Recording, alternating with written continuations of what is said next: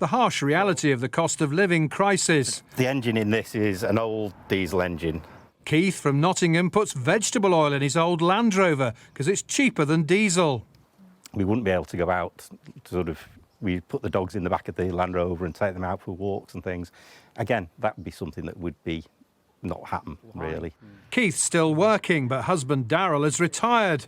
They're former Conservative voters, but they're not impressed by the two Tory leadership candidates. Whichever one of them you listen to, there's nothing that I can think, well, yeah, you're going to help me or us. Just nothing. I want us to be an aspiration nation. After declaring tax cuts, not handouts, this weekend, Ms Truss now says she's not ruling out further support for households. Penny Mordaunt, who dramatically endorsed Ms Truss at Hustings after being narrowly beaten by her in the voting by Tory MPs, says she's been misinterpreted.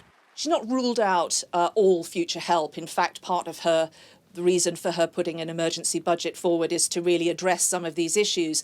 But what she has, I think, rightly challenged is the wisdom of taking large sums of money out of people's pockets in tax and then giving some of it back in ever more complicated ways. Rishi Sunak claims the country faces a choice in the leadership campaign between clear-eyed realism and starry-eyed boosterism. And his supporters claim Ms Truss has now shifted on policy twice in a week, on regional pay and now cost of living help. I think it's a worrying sign of judgment, and it's quite clear the scale of what we're going to face this autumn, the kind of increase in bills people are going to face. And merely bringing forward national insurance cuts is not going to help the most vulnerable people. For example, if you're working full-time on the national living wage, it's worth less than £60 to you. Earlier, former Labour Chancellor and Prime Minister Gordon Brown backed an emergency budget and predicted a financial time bomb in October. It's exactly a month since Boris Johnson resigned as Prime Minister, and voting for his successor is now underway. Most party members have received their ballot paper.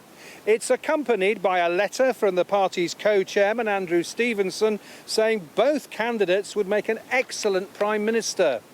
But this weekend, Ms Truss and Rishi Sunak are further apart than ever on how to tackle the cost of living crisis. But for Darryl and Keith, the cost of living crisis means they'll burn scraps of wood they find. That's firewood for the winter. Because they can't afford central heating. John Craig, Sky News.